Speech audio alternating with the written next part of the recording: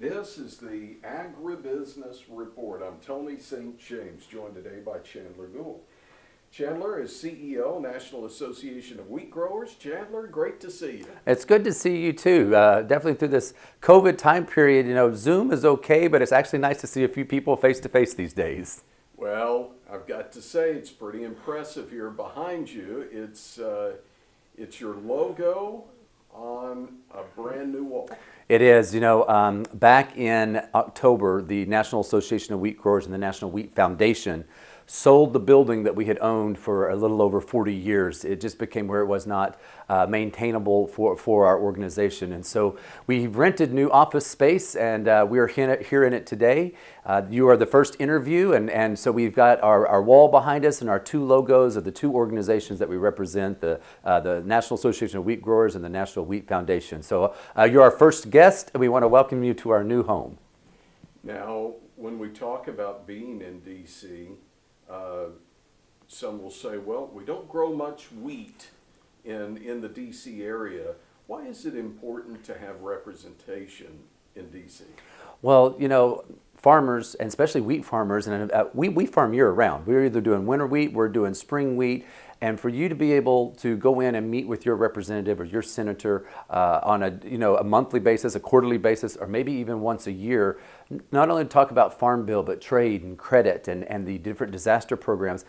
Most farmers and ranchers don't have time to do that, and our wheat growers don't. And so that's why we have the National Association of Wheat Growers here in Washington, D.C., where we represent 20 of the largest wheat growing states. And with the new CFAP 2.0 coming out, where all classes of wheat are now qualified, which they previously weren't in the first couple editions of that program, just demonstrates the extreme importance and the important role we play on representing all wheat growers here in Washington, D.C. It's not only to your representatives, but to the USDA. You mentioned CFAP 2.0, details rolling out on that following the first CFAP, and again, that didn't hit for all classes, but how did it affect your producers? Well, so the first CFAP covered soft red and durum. Well, that's only about 30% of the wheat grown here in the United States. And so NOG and my team here immediately started to work with economists and interview our wheat growers to really look at the economic conditions that we were seeing because of COVID and the depressed prices, on top of the international market situation that we've got going on.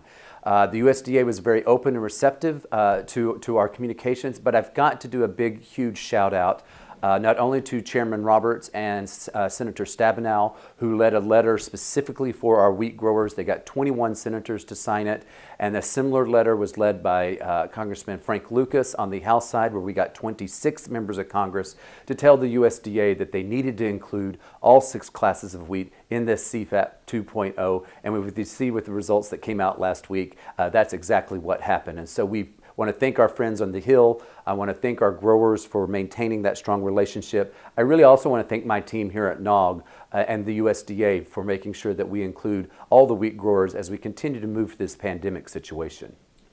We talk about the wheat industry. You're obviously hitting some highlights of wins that you've had, but there's been some challenges as well. When you look at challenges for the industry, what do you see? I think the biggest challenge that we've got facing us in this next calendar year is going to be activists on our crop protection tools. Even though NOG won the Prop 65 litigation or lawsuit out in California, Bayer has settled its litigation at no fault, so glyphosate and Roundup can be used on label here in the United States. We continue to see activists that are completely disconnected from their food system taking away these vital, or trying to take away these vital tools, and I don't think they realize not only the safety record that we have with these tools, but also what that's going to do to the cost of food. And that's going to make the consumer end up paying for it twice. And the example I like to give is the average U.S. consumer spends about 11% of their disposable income on food. The average French, and we know how much we like the French some days, the average French citizen spends about 35% of their disposable income on food. If we let these activists take away these tools, we are definitely going to see an increase in our food production, or in our food costs, but that's going to hit you as the consumer at the grocery store, then it's going to hit you in your taxes, because you got to think about this. We're still going to have school lunch at reduced or free. We're still going to have WIC programs. We're still going to have the SNAP program. And when you drive the cost of food production up, it drives the cost of those programs up. So the consumer in urban areas who are fighting us on this are going to pay more for their food and more in taxes if we aren't able to defend these important tools in production agriculture. You talk about defending, and one of the things that you have to defend every 5 years is something known as a farm bill. 2018 Farm Bill, I think we're at the implementation stage, not implementing new programs of it yet. But have you already started looking to 2022? We most definitely have. As a matter of fact, our fall board meeting this year, like everybody else's board meetings, will be virtual. But we are going to start laying down the framework of what we need to see in the 2023 Farm Bill based on the 18 and the 14 Farm Bill. What's working, what's not working, what is clear in the conservation programs, what is not. But I really think, and what we need to be doing is production agriculture, and I don't mean just the wheat growers, I mean all of us row crops, specialty crops, and the livestock organizations. We need to get together and make sure that it is very clear to the Congress and to the Senate of what we are doing to be a solution for climate, to be a solution for carbon, because I think we're going to see a major play by food companies that are going to try to step into this farm bill, tell us how to produce our food, how to produce our meat, so they can get whatever label it is they want to put on their packaging in the grocery store. And I'm hoping, and this is my ask, if any of the food companies are listening to this, please come to us and work with us. Don't come and work against us in the farm bill. We are here to work with you. But if this goes sideways, we're going to be told how to produce food instead of doing it how we know best in the most efficient and cost-efficient manner.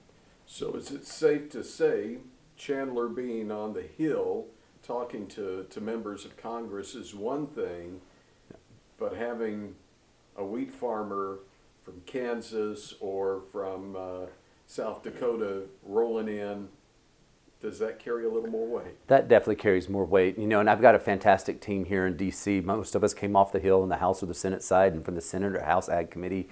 But anytime I can get an actual wheat grower, and it's even better if I can get the wheat grower and their family here to go in and talk to these urban members about what they're doing for water conservation, what they're doing for to end or slow down erosion, how they're putting cover crops out there, and you know that this is the food that they're feeding their kids, and really explain the story and bring pictures, you know, and show them what your production system looks like. That will always carry more weight than myself and my team going up there and lobbying on your behalf, which is why our winter meeting is so important. That's when we bring all of our growers in and we canvass Capitol Hill. And I'm concerned with the COVID virus that we may even have to delay that meeting. And next year, you know, next fall, we could easily start having Farm Bill hearings, whether it's out abroad or here in Washington, D.C. So groundwork is being laid now. I would expect NOG to have draft priorities next year, and they will be solidified by the beginning of 2022, so we know exactly what priority orders our wheat growers want to see the 2023 Farm Bill written in.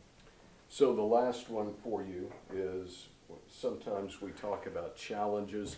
Sometimes we talk about an opportunity for, you know, this portion of the country or that portion.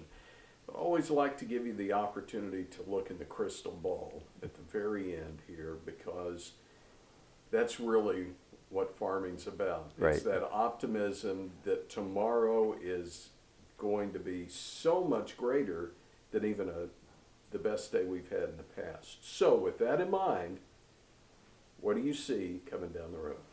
I think there's two major things that I think will help not only increase domestic demand for wheat products, but I'm always going to go back to international markets.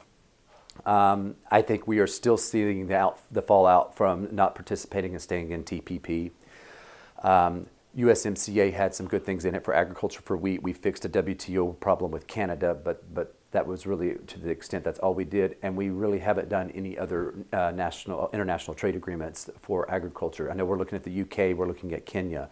So coming back and really becoming an international player in the free trade world, of making sure we have a home for the good food and high quality wheat we produce. That's number one. Number two, the Grain Foods Foundation has been working on a flour checkoff that NOG has been supportive of. There would be an assessment at the millers and the bakers' points of sale, and you can get more details on that. But that program was put into place to help build domestic demand and to talk about the nutritional value of whole grains and why it's important to keep that in not only the dietary guidelines, but just to educate the consumers so we can get off these crazy diet ideas that we need to be, carb free and no potatoes and gluten free and all these things that we know are not healthy for you. Unfortunately, that program was pulled from the Federal Register last week. I find that very unfortunate due to a small percentage, I believe, of bakers that were upset with the program who had originally signed off on it. So if we can figure out a way to continue forward, this is going to delay that program 6 to 8 months of being implemented. So we continue to support the Grain Foods Foundation and the entire wheat value chain because though wheat itself is not going to have a national checkoff program, the wheat product industry needs to so that we can build that demand and build that education and research. We want to learn more what's happening with the National Association of Wheat Growers. Where do we go? You go to wheatworld.org. Chandler, always great to see you. Congratulations on the new building, and we wish you the best. Thank you very much. We always enjoy being on your show. Chandler Goule is CEO of the National Association of Wheat Growers, headquartered in Washington, D.C. I'm Tony St. James. This is the Agribusiness Report.